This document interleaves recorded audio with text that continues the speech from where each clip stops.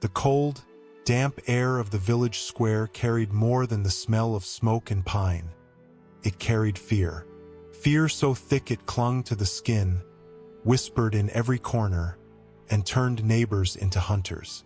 In the shadow of twilight, women over 40 became strangers to their own families, their lives branded with a word that could end them. Accusations were not whispers. They were swords, slicing through bonds of trust, leaving only suspicion and terror. This is the story of those who lived under the merciless gaze of a world convinced that evil walked among them, a world where justice was a tool of fear, and survival meant hiding the very breath of your soul. What happens when innocence itself becomes a crime, and the line between neighbor and enemy disappears in smoke and flame? Watch all the way to the end. There's so much valuable info waiting for you. Don't forget to subscribe, tap like, and share this video. Every bit of support helps our channel grow and inspires us to make even better videos for you. The village was small, tucked between rolling hills and thick, dark forests. Smoke curled from chimneys, and children's laughter once echoed in the narrow streets. But over time, that laughter faded. A whisper passed from door to door, from neighbor to neighbor. A warning carried in hushed tones. Beware the witches. The fear did not come from nowhere. Stories had spread of women who could curse crops, ruin livestock, and bring illness. People said their eyes glowed at night, their voices could charm storms, and their hands carried dark magic. These were not tales told in jest. The villagers believed them, and belief was a dangerous thing. Among the villagers was an old woman named Agatha. She lived alone at the edge of the forest, her cottage hidden by gnarled trees.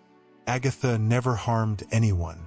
She spent her days tending her garden, gathering herbs, and helping the sick with remedies she had learned from her mother and grandmother. But her age, her solitude, and her knowledge made her a target. People whispered that she was different, that she knew things she shouldn't. It began slowly. First, it was a cow that died unexpectedly. Then, a child fell ill with no reason. Panic spread. Fear became obsession. The villagers, desperate to explain the unexplainable, pointed fingers at Agatha. "She did this," they cried. "It's her magic." Once accused, a person's life changed forever. The law itself became an instrument of terror.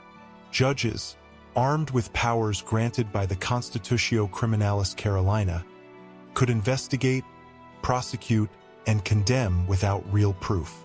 Accusations were enough, and the moment someone was suspected, the machinery of fear began to grind. Agatha was taken from her cottage one cold morning.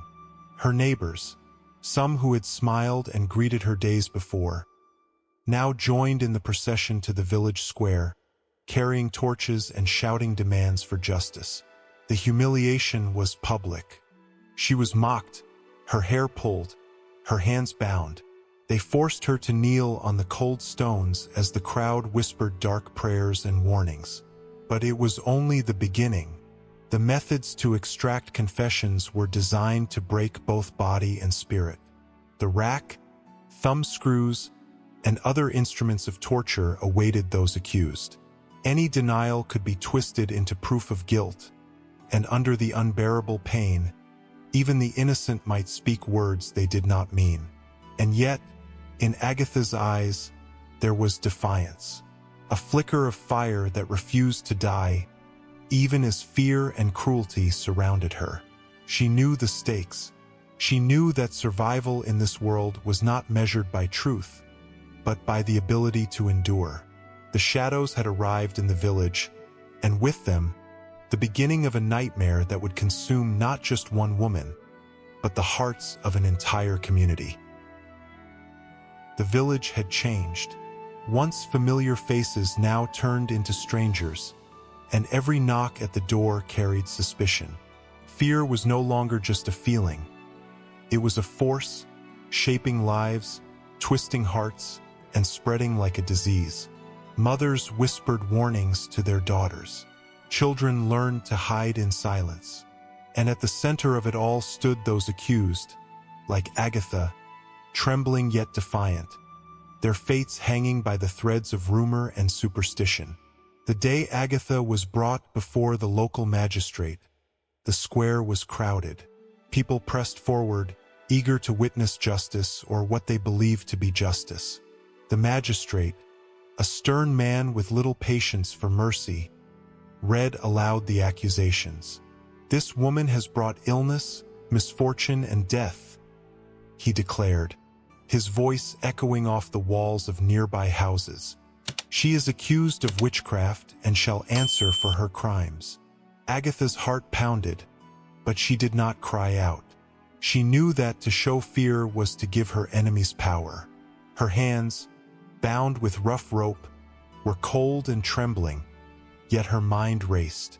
She thought of the herbs in her garden, the children she had healed, the neighbors she had helped. None of that mattered now. In this world, truth had no weight against the fear of others. The process of accusation was ruthless and deliberate. Witnesses were summoned, and each word could seal a life. Villagers, once friends, now pointed fingers with trembling hands, believing their own stories. "I saw her near the sick child the night before he fell ill," one man said. Another woman whispered, "She muttered strange words in the forest at midnight." Every detail, no matter how small, was twisted into evidence of guilt. When the magistrate judged that enough had been said, the accused were subjected to interrogation. Torture was legal, sanctioned, and systematic. The rack would stretch bones, thumb screws would crush fingers, and the iron collar would force confessions from the unwilling. Each method left scars, not just on the body, but on the mind, planting fear so deep that even the innocent could betray themselves. Agatha endured the questioning with silent strength. The villagers watched, some with curiosity, some with grim satisfaction. Yet even in her suffering, she refused to cry out falsely. Every shout, every plea under pressure, could give her enemies the satisfaction they craved. Still, the pain was unimaginable, and her body began to tremble uncontrollably. Meanwhile, outside the courthouse, fear rippled through the village like water in a storm. Families whispered in corners, afraid that association with the accused might invite suspicion upon themselves. Trust eroded. Friendships broke. Even love could not survive in a world where one moment of kindness might be proof of alliance with darkness. And so, the cycle of accusation, torture, and betrayal fed itself. One voice spoke, another whispered, and soon the nightmare grew beyond control. Fear had become the ruler of the village, and the villagers, hungry for security, for explanation, for revenge, fed it willingly. Agatha's fate was no longer her own. It belonged to the crowd, to the law, and to the terrifying machinery of suspicion that had transformed ordinary lives into instruments of terror. The rumors did not stay confined to one village. Fear traveled faster than any traveler could, leaping from town to town, crossing forests, rivers, and hills. A whispered accusation in one hamlet could ignite panic in another. Entire regions were soon gripped by what would be remembered as the darkest chapters of human cruelty: the witch hunts. In many towns, public trials became spectacles of terror. Villages transformed their squares into stages, where the accused were paraded before crowds hungry for proof of evil. Old women, widows, and even children were accused. No one was safe from suspicion. It was a world where a missing chicken, a spoiled harvest, or a sudden illness could mean death for the one blamed. Agatha's ordeal had not ended with interrogation. The magistrate, convinced of her guilt, sentenced her to stand trial publicly. The village square was crowded like never before. Torches lit the night sky, casting shadows that danced and twisted over stone walls and frightened faces. She was dragged forward, bound and bruised, and forced to kneel on the cold ground. Every eye was upon her, every whisper a dagger. The methods of proving guilt were cruel and absurd.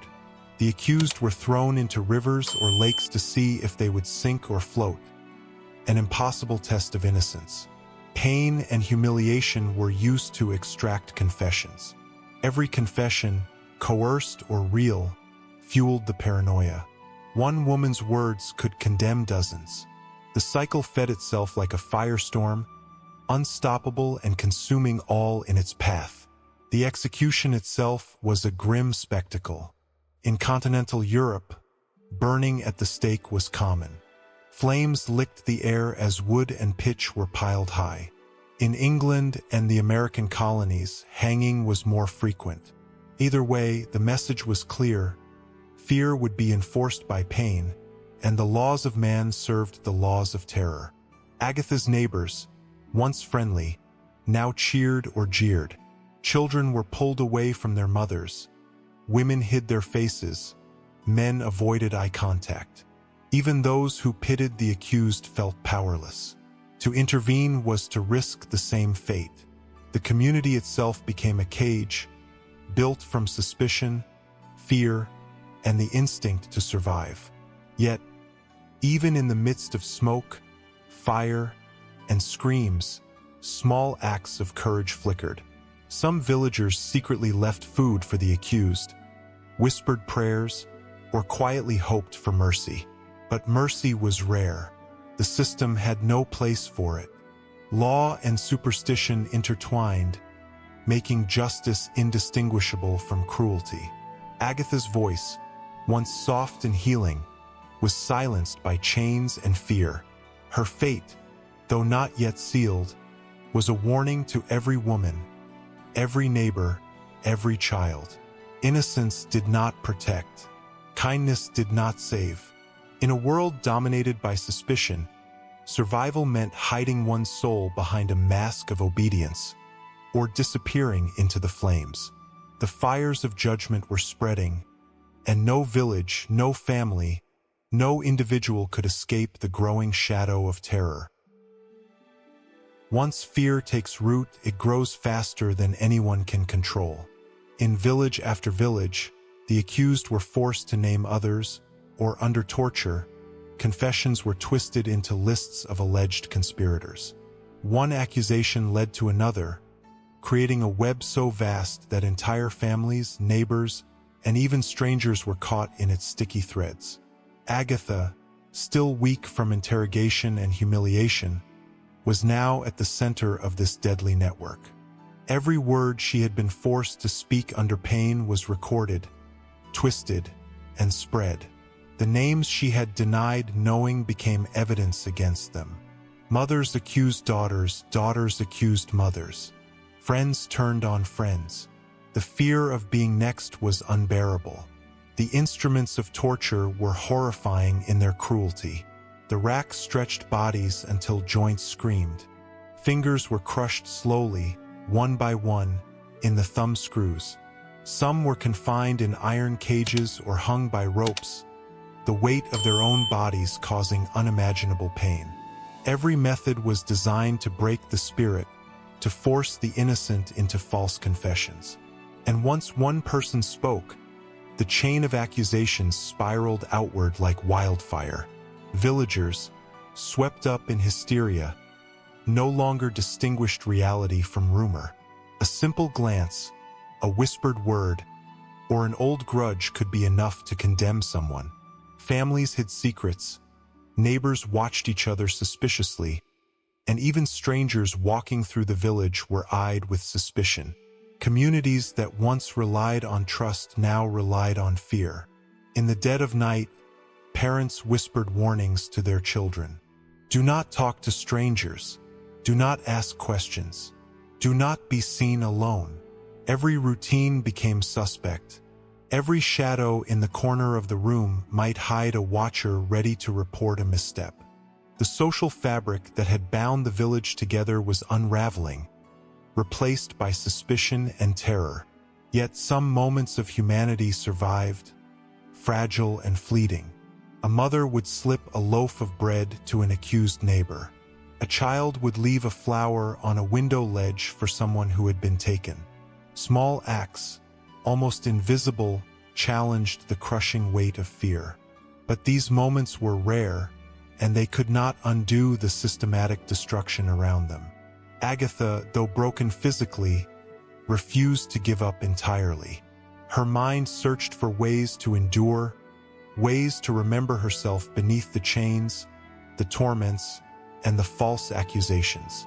Each day of survival was itself an act of resistance. Yet she knew that no strength could stop the machinery of persecution that had already claimed countless lives.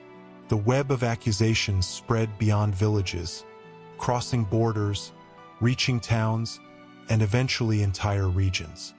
Fear had become contagious, unstoppable, and irreversible. It consumed reason, morality, and compassion. Innocence was no shield. Courage was no armor. In this world, even breathing could be a crime, and every heartbeat echoed the possibility of doom. The village square was quiet now, but it was the silence of dread. Every corner, every doorway, seemed to hold a secret. People avoided each other's eyes, afraid that even a look could be misinterpreted. Agatha's trial had become the focal point of fear, a spectacle that reminded everyone that no one was safe. The day of the execution arrived. The villagers gathered, some out of duty, some out of morbid curiosity, and others driven by relief that justice, or what they believed to be justice, would finally be done. Torches were lit. Smoke curled into the sky, blending with the gray clouds. Agatha was brought forward, her body weak, bruised, and trembling, yet her spirit remained unbroken. There was a quiet dignity in her posture, a refusal to bow entirely to the terror surrounding her. The methods of execution were cruel and deliberate. In continental Europe, the accused were bound to stakes surrounded by wood and pitch. Flames were lit, licking slowly toward the condemned. In England and the American colonies, the rope of the hangman's noose awaited, ready to end life in a sudden, shocking twist. Each method had the same goal: to terrify the living, to satisfy the fear of the crowd, and to erase the accused from existence. Agatha's final moments were filled with both pain and clarity. She remembered the lives she had touched, the herbs she had tended, the kindness she had offered. These memories were her shield against the flames. Yet, even as the fire crept closer, the voices of the villagers rose, a chorus of hatred, fear, and relief. Every shout was a reminder of how deeply fear had twisted the community. But it was not only Agatha who suffered. Families were torn apart, friendships destroyed, communities were left hollow, shadows of themselves. The executions left marks not only on those who were burned or hanged, but on everyone who witnessed them. Fear had replaced empathy, and suspicion had replaced trust. Even years later, the echoes of the screams, the crackling of flames, and the silent pleas of the accused haunted the villagers' memories. In some towns, those who survived the accusations were forever changed. Some were too broken to return to ordinary life. Others were haunted by guilt, wondering if their own words had condemned a neighbor. The witch hunts left a legacy of trauma, spreading like poison through generations. Children learned fear, women learned silence, and men learned caution, but no one learned justice. Agatha's story, though tragic, was one of courage in the face of unimaginable horror. Even in the grip of fear and the shadow of death, she held on to her dignity, her humanity, and her defiance. She became a symbol, an unwilling heroine whose suffering reflected the cruelty of an entire era and the devastating cost of allowing fear to dictate truth. The village would survive eventually, but the scars remained. Every stone, every tree, every whispered tale carried the memory of what had been done. A chilling reminder that in times of fear, justice and innocence are the first casualties. The flames were gone. The smoke had cleared. Agatha and countless others had vanished into the past, leaving only memory and sorrow behind. Yet the village, the towns, and the wider regions still felt the weight of what had happened. Fear had left a scar deeper than any fire could burn, a scar etched into hearts, minds, and the very soul of the community. Those who survived the witch hunts returned to their homes, but they returned changed. Faces that had once smiled now wore shadows of suspicion. Families avoided certain streets, haunted by memories of neighbors who had vanished or been executed. Children whispered the word, witch, as a warning, a curse, a lesson in survival. Even the forests, once places of life and mystery, now seemed to harbor invisible eyes, watching, judging, waiting. The lessons of the hunts were cruel. Innocence no longer guaranteed safety. Kindness could be twisted into guilt. Knowledge could become proof of evil. The villagers learned, too late, that fear is a disease that spreads faster than truth.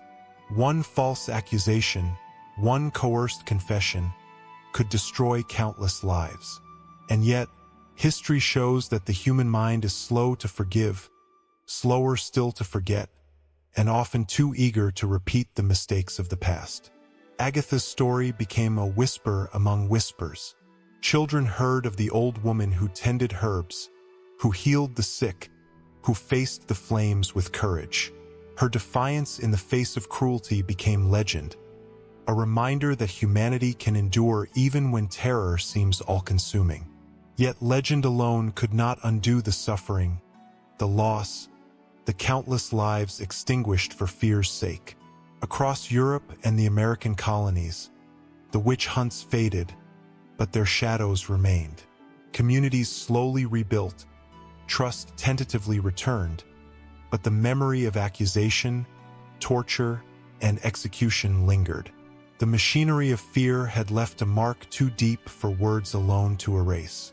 Every whispered rumor, every false suspicion, every act of cruelty reminded survivors and future generations that terror can rise from ignorance and superstition, and that the cost of silence is often far greater than anyone imagines. In the end, Agatha's life, and the lives of tens of thousands like her, serve as a warning. They remind us that fear, unchecked, can destroy not just the innocent, but the very fabric of society, and that courage, even in the smallest acts, can shine through the darkest of times.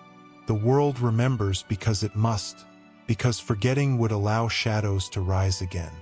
Even centuries later, the stones of old villages, the ruins of courts, and the ashes of burned homes whisper a chilling truth. When fear replaces justice and suspicion replaces compassion, humanity itself becomes the victim, and the echoes of the lost never truly fade.